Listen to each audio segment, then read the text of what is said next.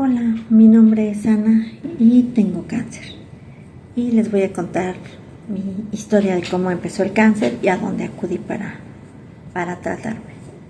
Todo comienza en marzo del 2020. A finales de ese mes, de marzo, yo dejo de arreglar. Cabe mencionar que desde que yo empecé a arreglar, mi regla fue muy irregular. Incluso había veces que pasaban 3 o 4 meses y yo no arreglaba. La verdad yo estaba muy contenta con eso. Bueno, esto sucedió durante muchos años.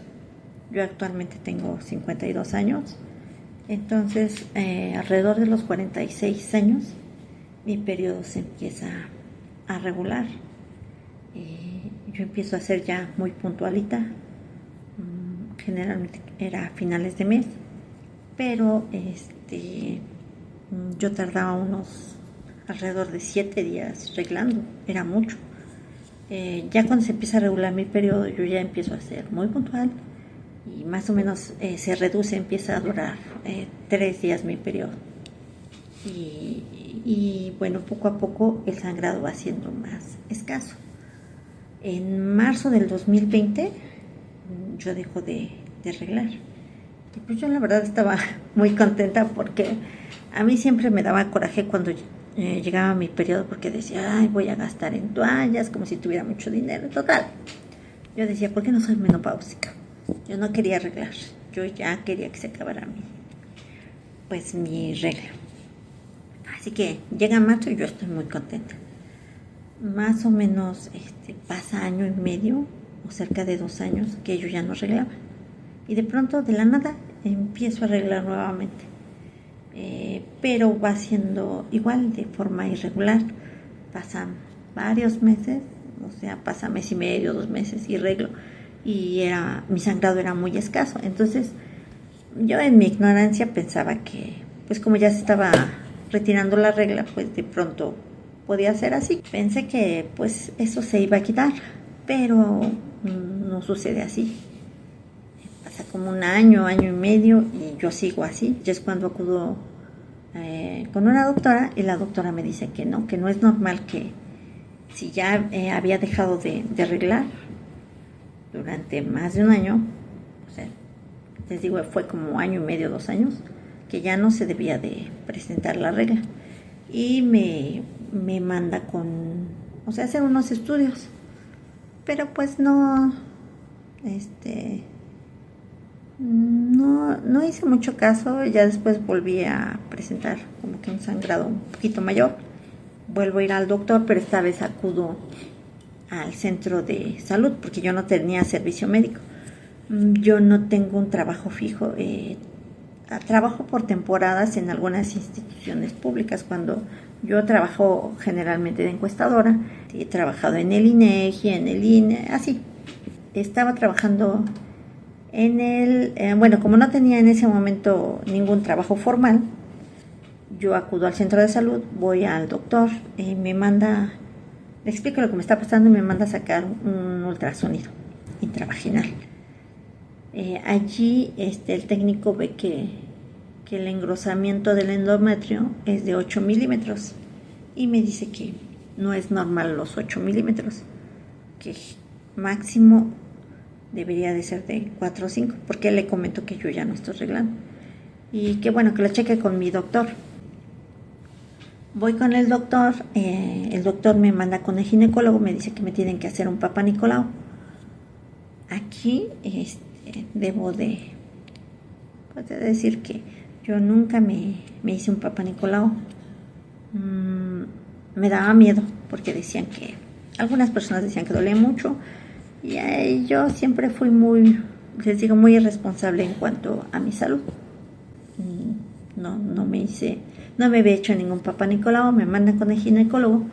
El ginecólogo intenta hacerme el Papá Nicolau, pero la verdad yo soy muy estrecha y aparte soy muy chillona. Entonces el doctor intentó meterme ese aparatito que está medio grueso para hacerme un raspado y no lo logró porque A mí me dolía mucho, no lograba meter el aparatito porque me decía que pues mi mismo cuerpo estaba presentando resistencia, que me estaba tensando mucho y no lograba meterlo. O sea, eso duró mucho tiempo y a mí el doctor me lastimó horrible. Y él pues estaba súper enojado porque decía que eso era algo que duraba pues unos pocos minutos y yo estaba haciendo largo algo que era fácil, pero para mí no era fácil.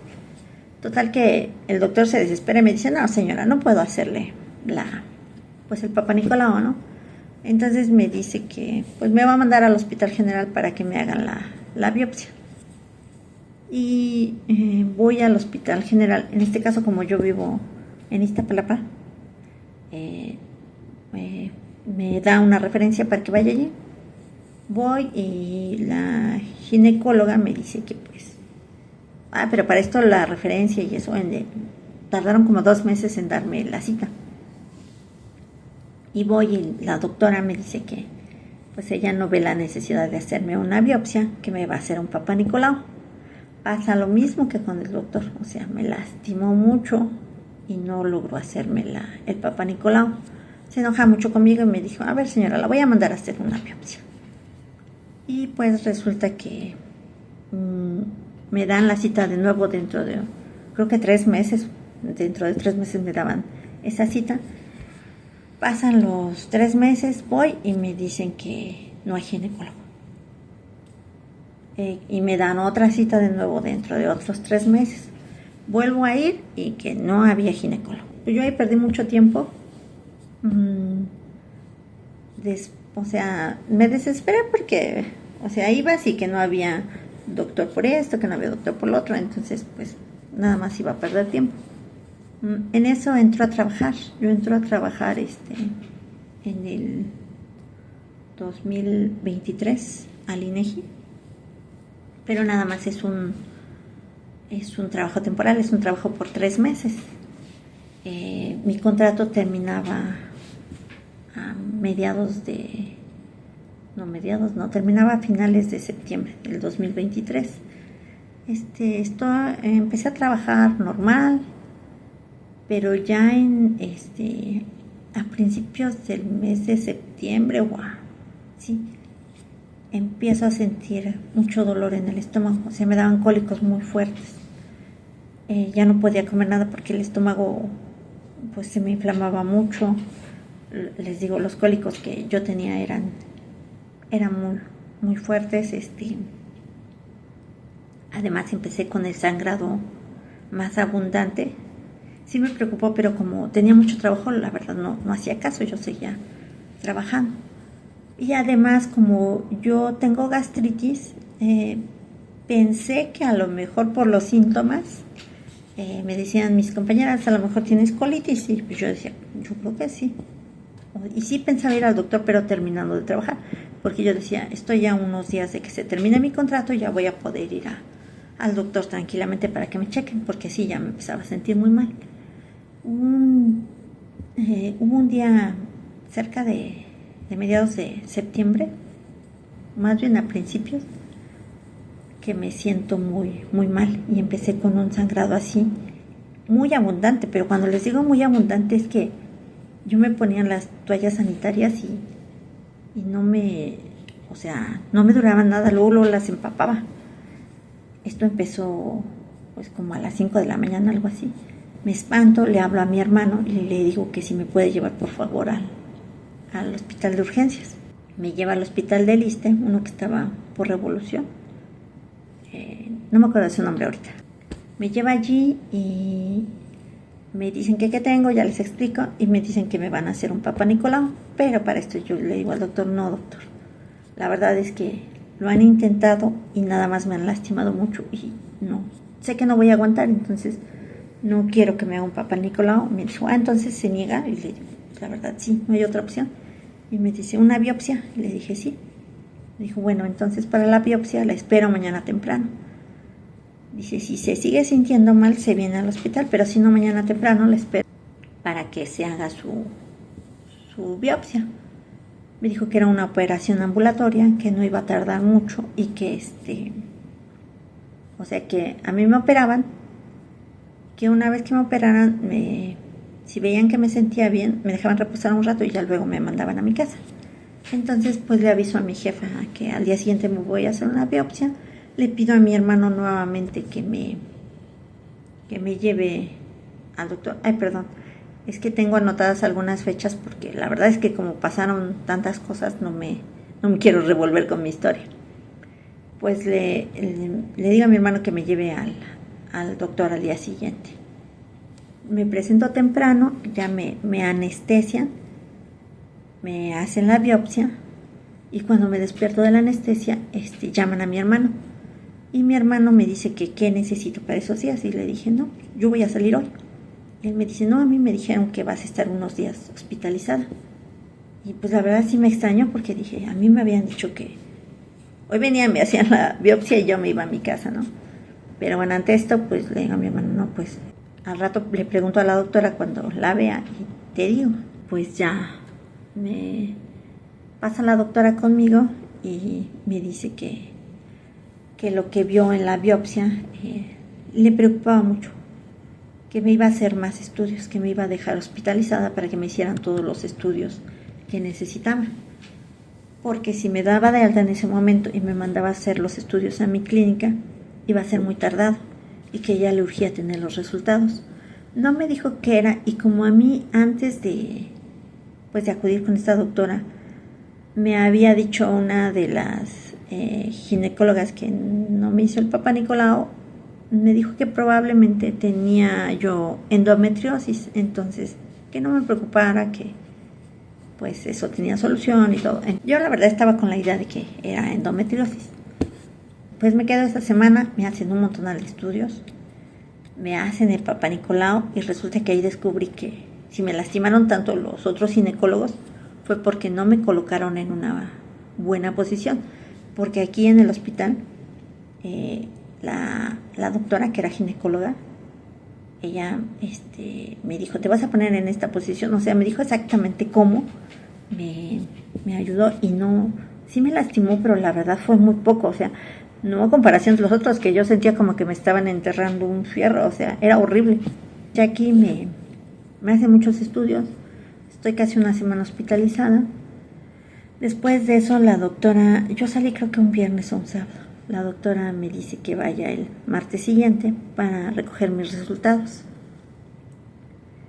Y para esto, por todos los estudios que me empezaron a hacer, como yo me había pasado de contrabando mi celular, empecé a investigar y empezó a preocuparme que pudiera ser a lo mejor cáncer.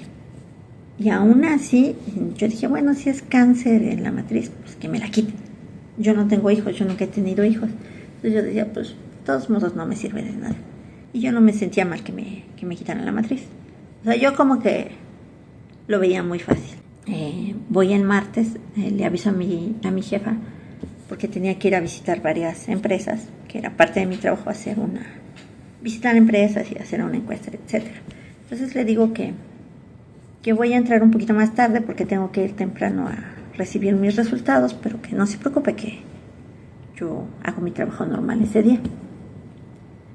Y pues mi hermano me había dicho que sí me acompañaba.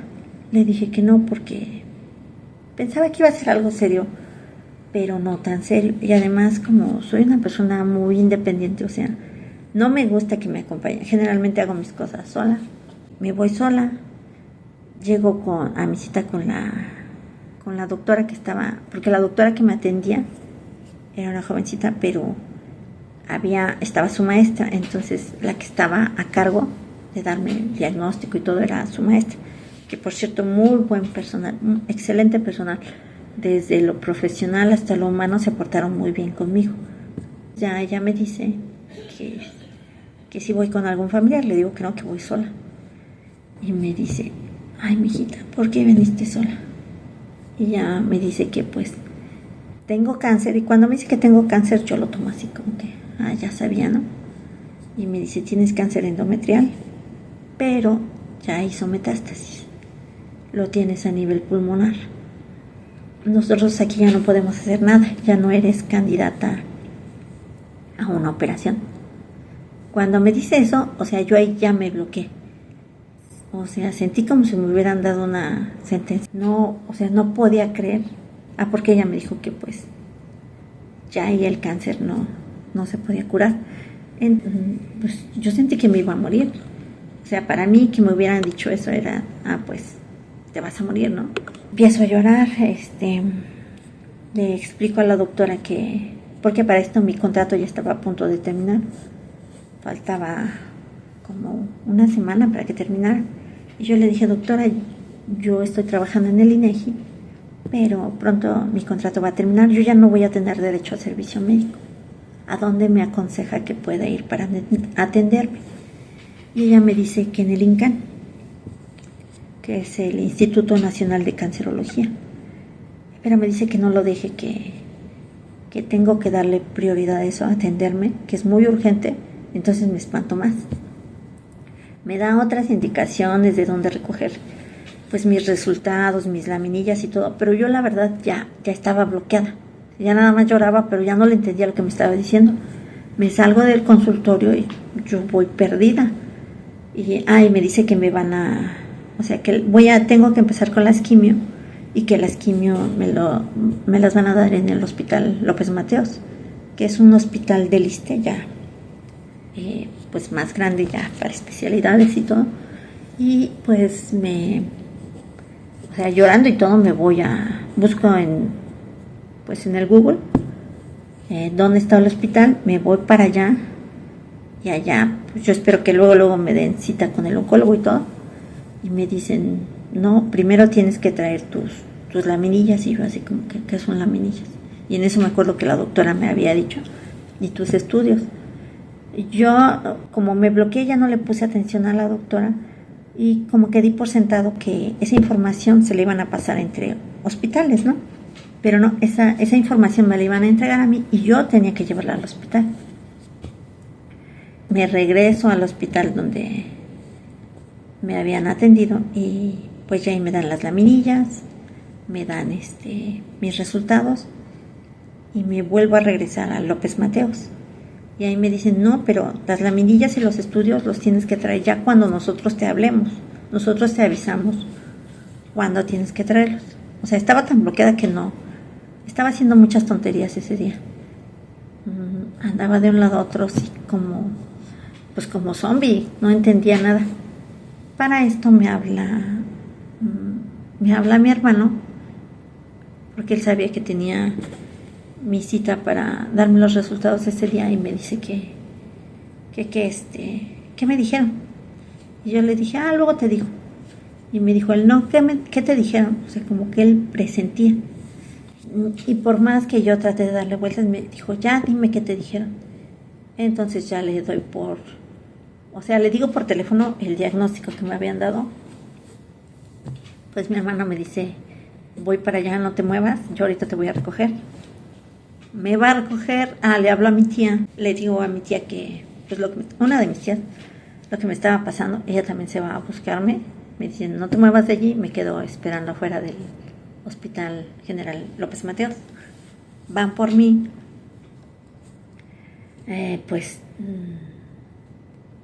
No es cierto, llegó por mí mi tía, y mi hermano me dice que va por mí, pero yo le digo que no, que lo veo en la casa, porque al enterarme digo, esa es una situación que no puedo ocultar, tengo que informarle a mi familia cuál es el diagnóstico.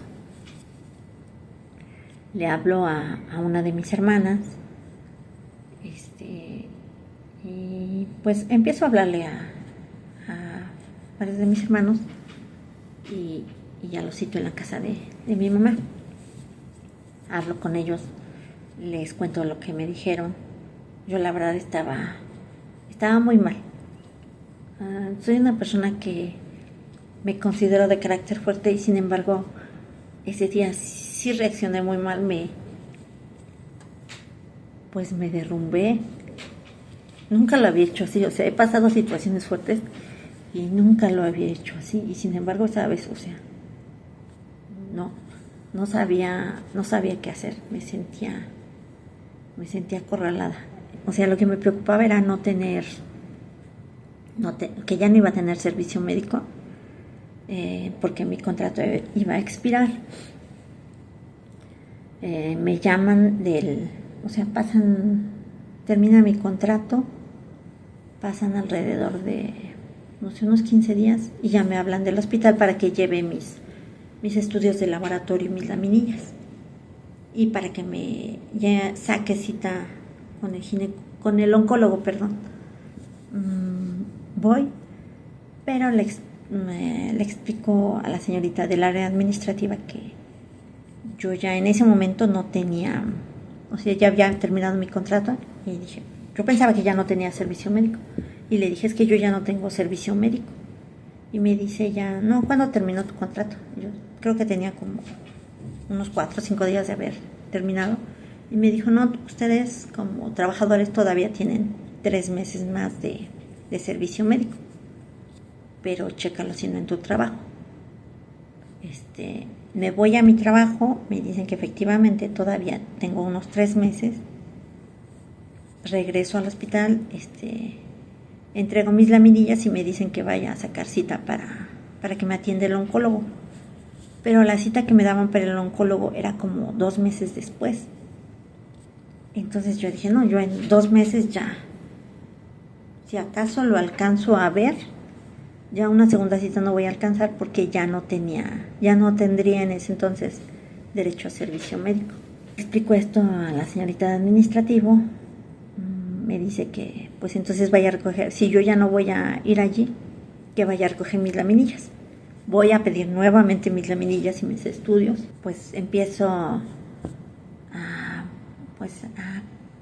pensar qué voy a hacer, ¿no? Y me dicen mis hermanos, pues, aunque sea métete un trabajo de unas horas, por lo menos para que tengas IMSS y ahí te atiendan. Y sí lo pensé, pero dije, en ese momento yo ya me empezaba a sentir mal. Y dije, no, pues, ¿qué caso tiene que me meta?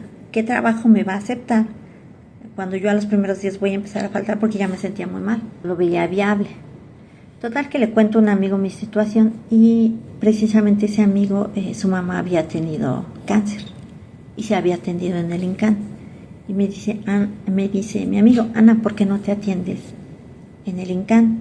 Él me da la dirección y me manda un link, que por cierto también una de mis tías me envió, donde venían los requisitos que pedían. Al otro día me voy al INCAN, que es, una vez más, el Instituto Nacional de Cancerología. Voy allí, me dicen que quién me referenció y dije, no, pues yo era trabajadora de gobierno, tenía ISSSTE y ahí me detectaron que tengo cáncer. Y me dicen, pero si eres derechohabiente, no puedes, no te podemos dar servicio aquí. Le explico que ya terminó mi contrato y me dice, pues entonces tienes que estar dada de baja. ¿Ya estás dada de baja en el servicio médico? Digo, no, pero ya pronto voy a estar. Dice, bueno, cuando ya no tengas servicio médico puedes venir aquí, mientras no. Entonces, pues yo me desespero porque pienso, voy a estar, todavía faltaban como 2 meses que yo todavía tenía servicio médico, o 2 meses, casi 3. Y yo decía, mientras, la enfermedad avanza y yo estoy perdiendo tiempo. Voy a mi ex trabajo, les explico la situación, les digo que necesito que me den de baja, pero me dicen que no es posible. Pero ya como me vieron muy desesperada, pues movieron muchas cosas, pero me dieron mi constancia de baja. Y ya con esta regreso al INCAN. Pero como yo los resultados del laboratorio que mostraba y todo llevaba el sello del ISSSTE, me dicen que no, que porque yo soy derechohabiente. Digo, no, ya estoy dada de baja. Me checan en el sistema y efectivamente ya aparezco como dada de baja. Y es entonces cuando me dicen, bueno, ven mañana para preconsulta. Para la preconsulta empieza, se supone que de lunes a viernes de 6:30 a 1. La realidad es que tienes que llegar muy temprano porque se dan pocas fichas. Yo esa vez llegué como a las 8 y todavía alcancé ficha, pero fui de las últimas. Esto estamos hablando de que yo acudo a principios de octubre, allá al INCAN. Ya llevo mis laminillas, llevo mis estudios de laboratorio, te pasan con un médico, le enseñas tus estudios. Ahí él ve que efectivamente ya tienes un diagnóstico de cáncer. esa es la preconsulta, te vuelven a citar para hacerte otros estudios. O sea, con el INCAN empiezas de cero. Ellos empiezan a hacer sus propios estudios y te dicen que si en sus estudios tú sales con que efectivamente tienes cáncer, probablemente te acepten como paciente del INCAN. Pues entonces yo me llevo nuevamente mis estudios, acudo a las citas que ellos me dan para hacerme estudios de laboratorio, para hacerme tomografía, Papa Nicolau. Bueno, el Papa Nicolau en la preconsulta es cuando me la hicieron, y otros estudios más. Me citan alrededor de 15 o 20 días después para darme los resultados y me dicen que efectivamente ellos ven que tengo cáncer endometrial. Yo les comento que en el ISSSTE me habían dicho que mi cáncer ya había hecho metástasis y que ya lo tenía en los pulmones, pero ellos me dicen que no, que en sus estudios ellos solamente detectaron cáncer en el endometrio. Me dice el doctor que me van a operar, que me van a tener que quitar la matriz, me van a hacer una histerectomía radical. Esta me la programan me hacen estudios, me mandan a hacer estudios preoperatorios para ver si estoy bien para hacerme una operación, y la operación me la programan para finales de diciembre del 2023. Pero debido a que pues en diciembre hay poco personal y de pronto salían urgencias de gente que necesitaba ser operada inmediatamente, yo ya no alcanzo a ser operada. Me dicen que se reprogramó y que mi operación va a ser a mediados de enero del 2024. Voy a que me operen. Me quedo sorprendida porque la verdad las instalaciones para cuando te operan son muy buenas, y los días que paso hospitalizada, que creo que nada más fueron 3 días, o sea, parece de hospital particular. Mi cuarto era enorme y nada más había 2 camas, tenían sillas reposet para que tu familiar o un amigo pudiera, nada más era una persona, pero podía estar contigo alguien las 24 horas. Por ejemplo, mis hermanos, uno se quedaba en la mañana y otro se quedaba en la noche. Y las enfermeras y los enfermeros, al igual que los médicos, entraban constantemente para ver si yo estaba bien, si no presentaba algún problema. O sea, la atención fue de primer nivel.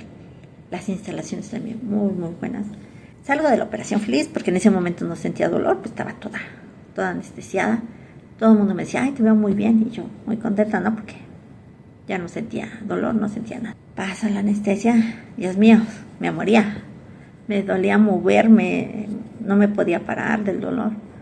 Pero bueno, total que ya eran dolores por la recuperación pues que como sea me habían abierto, necesitaba cicatrizar. Entonces me llevé alrededor de 1.5 meses, 2 meses que pude empezar a pararme, bueno, no a pararme, sino a caminar más normalita y todo. A finales de marzo, yo ya me sentía muy sana. Yo le decía a mi hermana, es que ya no tengo nada porque yo me siento muy bien. Además de que por la operación y todo yo comía poquito porque comía mucho y me empezaba a doler el estómago. De la misma cicatriz, tu estómago se inflama y pues te duele. Me sentía muy bien, me sentía ligera. Yo le decía a mi hermana, ya no quisiera regresar al doctor porque yo ya me siento bien. Yo siento que ya no tengo nada. Pero bueno, regreso y me revisan y me dice mi ginecólogo que pues aparentemente ya no tengo nada, pero que para evitar, no sé, que con una célula que se quede, el cáncer lo que hace es que van creciendo una célula tras otra, o sea, crece a lo loco. Me dice que necesitan hacerme unas braquiterapias. Me mandan 3 braquiterapias. Al final nada más fueron 2, porque después de esas 2 me checan y me dicen, ¿sabes qué? Vas a necesitar radioterapias. Me mandan 25 radioterapias y me las programan para agosto, porque había mucha demanda. Pero pues como yo no me sentía mal, pues yo decía, que las hagan cuando quieran. Yo sé que empiezan en agosto mis 25 radioterapias. Eran de lunes a viernes, era una diaria. Y la verdad las radioterapias no son molestas. Tú llegas, te acuestas, bueno, en mi caso que la radioterapia era dirigida al área del abdomen, me acostaba en el aparato, era un aparato así como circular que giraba alrededor de mi cuerpo y me aplicaba pues la radioterapia. No dolía nada, nada, nada. Era tardado por la espera, uno tenía que esperarse, porque eran muchos los pacientes que pasaban a radioterapia, pero pues uno estaba ahí como 5 minutos y ya te ibas, te parabas y te ibas. Y pues yo estaba contenta porque no sentía dolor. Casi al finalizar las 25 terapias, o sea, la última semana, después de las 20 radioterapias, el estómago de nuevo me empieza a doler. Y cuando uno terminaba, o sea, es que a cada quien le asignan un diferente número de radioterapias. Hay gente a las que son más o menos.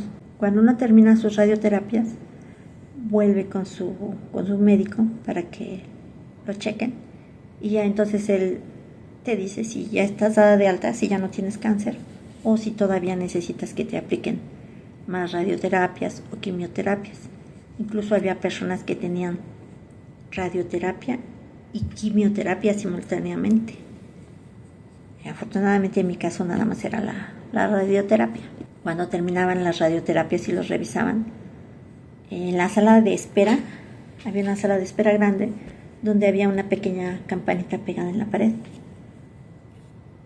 Tú tocabas esa campanita cuando después de terminar tus radioterapias, el médico te revisaba y te decía que ya no tenías cáncer, que estabas dado de alta. Tocabas esa campanita para indicar que ya estabas bien. La verdad era muy, muy emotivo, muy bonito ver esa situación porque para ti era esperanzador. Las personas que tocaban la campanita agradecían al personal médico, al administrativo, a todos. Y se dirigían a nosotros como pacientes y nos decían que así como ellos estaban en ese momento, nosotros algún día íbamos a estar así. Y pues era la esperanza de que un día ya no tuvieras cáncer. Era muy bonito. Generalmente los familiares les regalaban rosas y los familiares llevaban algún pequeño detalle, un dulce, no sé, tortas, algo para regalarnos a todos los pacientes. Bueno, total que yo termino mis 25 radioterapias y voy a consulta con mi doctora y mi doctora me dice, ya no tienes cáncer, Ana. Ya estás dada o sea, me dice que ya estoy dada de alta, con otras palabras, pero me dice que ya estoy bien. Pero a pesar de que me lo dice, no sé si porque en la última semana había empezado con dolores, porque yo le comenté eso, que a mí me empezaba a doler nuevamente el estómago. Ella me dijo que era normal porque pues las radioterapias a fin de cuentas eran agresivas y que sí iba a sentir dolor en el estómago, etc. Me dice que no hay problema. Y aún así yo no quise tocar la campanita. Y mi hermana me dijo, ¿por qué no tocas la campanita? Porque no solo es bueno para ti, sino que le das esperanza a otras personas que están enfermas o que estuvieron enfermas como tú. Pero le dije, no quiero. Y nos venimos a la casa, celebramos con mi familia y todo. Pero para esto, pues el cáncer desafortunadamente es una enfermedad muy traicionera. Es una enfermedad que puede volver. Aun cuando te dan de alta, no es como otras enfermedades que te dan de alta ya. Aquí te dicen que tienes que regresar después de ciertos meses para que te den una cita de seguimiento para ver si el cáncer ha vuelto o sigues sin tener cáncer. Entonces, bueno, mi cita en septiembre me dan de alta y mi cita me la dan en enero. Yo asisto en enero, pero para esto los dolores siguieron. Ya no solo en el estómago, sino en las costillas me empezó a doler mucho. Pero eran ocasionales. Fui en el INCAN, tienen un área que es como de urgencias, pero allá no se llama urgencias, se llama atención inmediata. Fui allí y les comenté, pero me dijeron, no, el dolor es normal. Me voy nuevamente a mi casa, en enero regreso para mi cita de seguimiento y ya ahí al revisarme la doctora me encuentra un pequeño nódulo. Yo veo que se asusta, que se preocupa inmediatamente me empiezan a sacar otros estudios, pero así, en carácter de urgente. Y pasan alrededor de 15 días nuevamente. Tengo cita de nuevo con mi doctora y me dice que pues el cáncer regresó, que ya hizo metástasis y que lo tengo a nivel pulmonar. Yo pienso que en el ISSSTE el primer diagnóstico que me dieron era el correcto, que por alguna razón en el INCA no se detectó esto, o solo que sea mucha coincidencia y que el primer diagnóstico que me dieron a futuro se cumpliera, pero siento que fue más como que equivocación. Aún así no le reclamo nada a la institución, porque de haber sido el diagnóstico igual al que me dieron en el ISSSTE, me hubieran mandado inmediatamente a quimioterapias. Y ahorita les cuento cómo me fue con las quimioterapias. No me hubieran operado porque me hubieran dicho que no era candidata para operación. Y a mí la operación me dio unos meses en que yo me sentí muy bien. Fueron meses de que pude convivir con mi familia y estar bien. Bueno, el caso es que me dicen que tengo metástasis, que ya lo tengo a nivel pulmonar, que ya no hay cura para mi cáncer.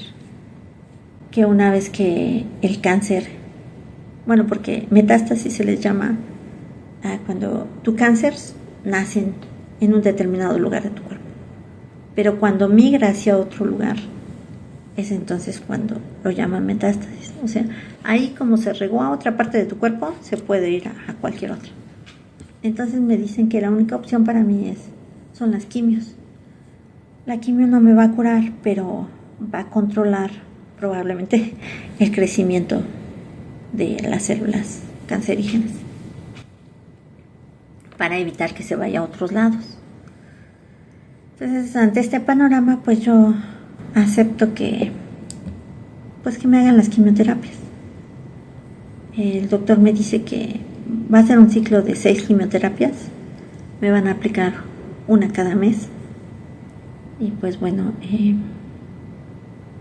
empiezan las quimioterapias, creo que empezaron en marzo de este año. Para esto, una vez que había acudido a estudios de laboratorio, un doctor me había dicho que sí, ya me estaban haciendo las quimioterapias porque mis venas estaban muy delgaditas. Y yo le dije que no había empezado con quimios. Y me dijo, bueno, cuando te vayan a empezar a hacer quimioterapias, dile a tu doctor que pida que te pongan un catéter porque tus venas no van a aguantar, son muy delgaditas y los medicamentos lo que hacen es quemar las venitas. O sea, me dijo, a fin de cuentas, después de un tiempo te van a pedir que te pongas un catéter, entonces mejor de una vez. Dije, bueno, entonces cuando el doctor me dice que voy a empezar con las quimio, le comento lo que me dijo este doctor y entonces me mandan a poner el catéter. El catéter, te lo ponen en diferentes lados, generalmente es aquí, en el pecho. Es un tubito que te introduce. Ese tubito tiene otros tubitos externos en los que se conecta los medicamentos que te suministran vía intravenosa. Entonces me ponen el catéter. A mi hermana, que era mi familiar responsable, porque cuando entras al INCAN te piden que haya un familiar responsable, o sea, una persona que te acompaña a tus citas, porque ella va a saber tu historial médico. Si un día tú te pones mal o eso, tu familiar lleva tu historia clínica, además del doctor. Entonces, me dicen que a mi hermana le van a dar una clase de cómo puede hacer la limpieza del catéter. O si yo no lo deseo así, puedo acudir directamente al hospital para que me hagan la limpieza del catéter y además la curación. La curación era cada 15 días, y eso lo hacía una enfermera y eso sí era en el hospital, porque era como más delicadito. La limpieza es algo más sencillo y eso se le enseñan a tu familia responsable. Mi hermana toma la clase porque yo decido que se me haga la limpieza en mi casa. La limpieza del catéter es 2 veces por semana, en mi caso era lunes y viernes, y pues mi hermana lo hace. La verdad es que aprendió muy rápido y Pero bueno, eso sí implica un costo porque pues tienes que comprar los medicamentos por tu cuenta para hacer la limpieza del catéter. Y después es ir cada 15 días para que te hagan la curación del catéter. Empiezo con mi primera quimioterapia. Me siento bien. Yo no me sentí mal ni nada. Yo estaba muy contenta porque dije, ay, la quimio no me hizo nada. El doctor me dijo que me cortara el cabello porque sí o sí se me iba a caer el cabello, que con la quimioterapia sí se caía el cabello. Me dijo, se les cae generalmente entre los 15 o 20 días. Y yo le aconsejo que se lo corte para que no sea para usted muy traumático ver cómo se cae el cabello. Pero pues como yo me sentí bien, dije, no, si veo que se empieza a caer, me lo corto, si no, no. Y sí, pasaron alrededor de 15 días. Mi cabello estaba bien, normalito. Y de pronto un día me estoy bañando y de la nada, o sea, mi cabello pasó a sentirse así como estopa, así seco, seco. Lo sentía completamente seco y se me empezó a caer, pero así, mechones grandes. Y ya cuando vi, o sea, dije, no, ya, me estoy quedando calma. Mi mamá, ¿sabes qué? Acompáñame, me voy a cortar el cabello. Entonces ya me dejaron pelona.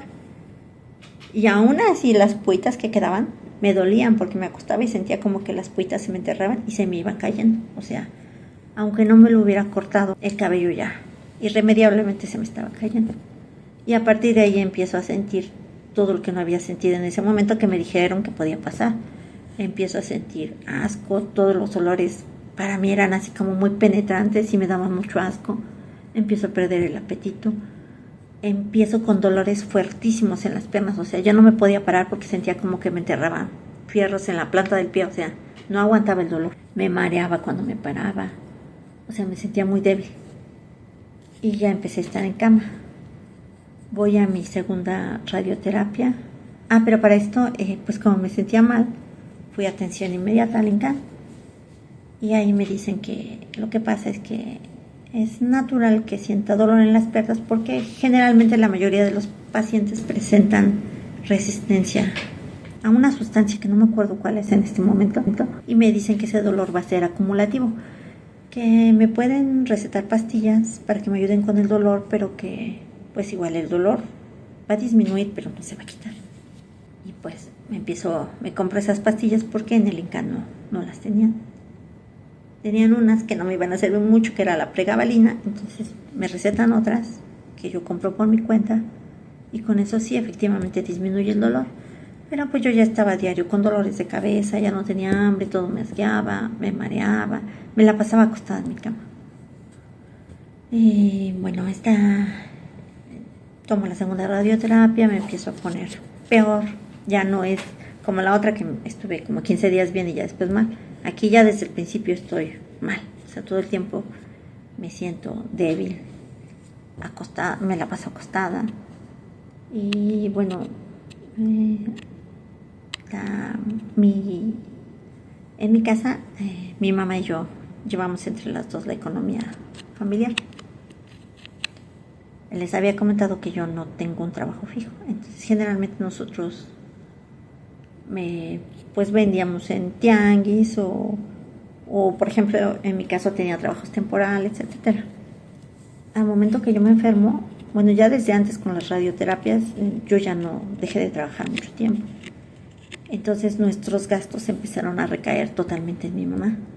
Pero ya cuando empiezo con las quimios es peor porque ya ni siquiera para ayudarle a mi mamá en algo de la casa, o sea, mi mamá me cuidaba, se tenía que ir a vender, o sea, era muy fuerte. Yo empecé a ver el desgaste en mi mamá y dije, no, o se va mi mamá o me voy yo porque ella no va a aguantar tanto tiempo ya esta situación. Aparte de que las deudas se nos empezaron a acumular porque pues yo ya llevaba mucho tiempo, o sea, esto empezó en septiembre del 2023 que me diagnostican y todo eso, el ir y venir, yo ya llevaba, sí había trabajado pero muy poquito, entonces ya llevaba más de un año que prácticamente no trabajaba. Por cuestión, una fue la economía, aunque yo creo que eso no pesó tanto, porque bueno, mis hermanos igual nos ayudaron en lo que podían económicamente, porque pues todos tenemos problemas económicos, mis familiares, pero creo que pesó más el pensar en mi caso qué caso tenía que se extendiera mi vida. O sea, yo sabía, así el cáncer se controla. Bueno, esperábamos que se controlara, pero dije, pero todo el tiempo me la paso mal. Todo el tiempo me la paso acostada. No puedo pararme, no puedo ayudar en nada. O sea, yo ya era un vegetal. Y dije, no, quiero calidad de vida, no quiero cantidad. Entonces hablo con el doctor y le digo que ya no voy a seguir con las quimio. Me dice que, bueno, le digo que yo sé que en un momento dado, pues el cáncer va a seguir avanzando, voy a volver a tener dolores. Que si cuando vuelva a tener dolores puedo volver al INCAN porque había un área de cuidados paliativos ya para los enfermos terminales. Y él me dice que sí puedo volver allí. Voy, me hace mi expediente en esa área y pues dejo de ir al INCAN. Y pues al poco tiempo, o sea, suspendí la pastilla que me tomaba para el dolor de piernas. Dije, me voy a ir desintoxicando de todos los medicamentos de la quimio. O sea, ya empecé poco a poco a mejorar, entre comillas, porque yo sé que estoy enferma. Pero bueno, empiezo a recuperar peso. Al poco tiempo, afortunadamente, una amiga me ayudó pues a entrar a trabajar. Es igual un trabajo temporal, un trabajo de 2 meses. Pero bueno, el ir a realizar una actividad, aunque al principio me cansaba mucho, me sentía muy débil, poco a poco me voy sintiendo mejor, empiezo a recuperar peso, anímicamente me empiezo a sentir mejor. Y pues bueno, ya, de hecho todos los que me ven me dicen que no parezco enferma. Mi cabello apenas empezó a crecer. Y bueno, ahorita ya terminó mi contrato porque pues era temporal. Y bueno, con esto no les estoy queriendo decir que es bueno dejar un tratamiento. En mi caso, puse en la balanza muchas cosas. Yo creo que es cuestión de lo que esté sucediendo en la vida de cada uno de nosotros. Pero bueno, por ejemplo, a mí que mi doctor me había dicho, vas a recibir 6 quimios, un ciclo de 6 quimios, te dejamos descansar, luego si vemos que está resultando te volvemos a dar otro ciclo de quimios. O sea, yo me la iba a pasar ya pues con quimioterapia. Entonces yo dije, si no hay curación para mí, y si las quimioterapias pues probablemente me ayudaban por un lado, pero por otro me afectaban, entonces decidí dejarlas. Pero bueno, yo fui testigo de cómo muchas personas ahí en el INCAN se curaban gracias a, pues la verdad, a la excelencia que hay en ese hospital. Ese hospital, están los mejores doctores. O sea, muchos de los doctores que trabajan ahí te trabajan en el ABC y todos esos, ¿no? Y sin embargo ahí no vas a pagar lo que pagan en esos hospitales, porque cuando tú entras al INCAN te hacen un estudio socioeconómico y vas a pagar de acuerdo a tu nivel socioeconómico. Pero incluso, por ejemplo, yo entré en un programa que se llamaba COE, que era déjenme ver, programa del cáncer de ovario, y yo con esto prácticamente no pagaba nada. Y bueno, las instalaciones pues son, la verdad, están muy bien, tienen muchos aparatos muy buenos. Pues este video lo estoy haciendo para personas que, como yo, si no tienes un servicio médico, si no tienes dinero, no te desesperes. O sea, existe el INCAN. Incluso al INCAN vienen personas de otros estados. Algunas los manda el DIF de su estado, algunas entraron por medio del centro de salud de su localidad, pero vienen personas de muchos estados. Yo afortunadamente, pues, a mí me quedaba cerca. El INCAN está en la delegación de Tlalpan. De hecho, a esa zona se le conoce como zona de hospitales porque aparte del INCAN hay muchos hospitales de especialidades. Y bueno, aun cuando el INCAN no tiene algunos medicamentos porque pues el gobierno no se los surte, es una cuestión administrativa, no es de ellos, aún así te dan un muy buen un muy buen servicio médico. Eso sí, los doctores son sangrones, muy sangrones, o sea, son muy fríos. Si tú les dices, es que me está lastimando eso, no esperes compasión de ellos. Pero pues a mí eso no me molestaba porque yo veía mucho la serie de House y yo siempre recordaba la frase de House que decía, ¿qué prefieres? ¿Un médico que te cure o uno que te hable bonito? Yo prefería uno que me curara. Pero, por ejemplo, el personal administrativo, desde los policías, el personal de limpieza, son súper, súper amables. Yo creo que no va a haber mejor atención si tú no cuentas con los recursos económicos. Ve y atiéndete en el INCAN. Es una excelente institución. Pues se la aconsejo porque yo me sentí desesperada en su momento porque no tenía ningún servicio médico. Pero bueno, les decía que este hospital está en Tlalpan. La dirección te la voy a poner en la cajita de descripción. Ahí te voy a poner el link de cuáles son los requisitos que solicita el INCAN para que pueda ser su paciente. Y también la dirección. De todos modos, te voy a mencionar en este video cuáles son los requisitos. Tienes que acudir de manera presencial al INCAN. No tienes que contar con seguridad social, es decir, no tienes que ser derechohabiente del IMSS o del ISSSTE. Debes de tener un diagnóstico oncológico confirmado, una hoja de referencia de la institución o del médico que te envía, pero aún así si llegas como yo que no llegué referenciada de ningún lado, te van a pedir que lleves los estudios con los que demuestras que has sido diagnosticado con cáncer. Estos estudios no deben de tener más de un mes y si te hicieron una biopsia como a mí, debes de presentar el reporte de patología y tus laminillas. Debes de llevar tu INE, un comprobante de domicilio no mayor a 3 meses. No importa de dónde vengas, no importa si no eres de la Ciudad de México, si eres de otro estado, no importa, te reciben. Tu CURP, un número de teléfono tuyo como paciente y un número de teléfono de un familiar o de un amigo. Les decía yo, el horario de atención es de lunes a viernes de 6:30 a 1, pero vayan lo más temprano que puedan para alcanzar cita. El INCAN se encuentra ubicado en Avenida San Fernando número 22, en la colonia Belisario Domínguez, sección 16, Tlalpan. Y bueno, eso está aquí en la Ciudad de México. Yo espero que tú no necesites de esta información, que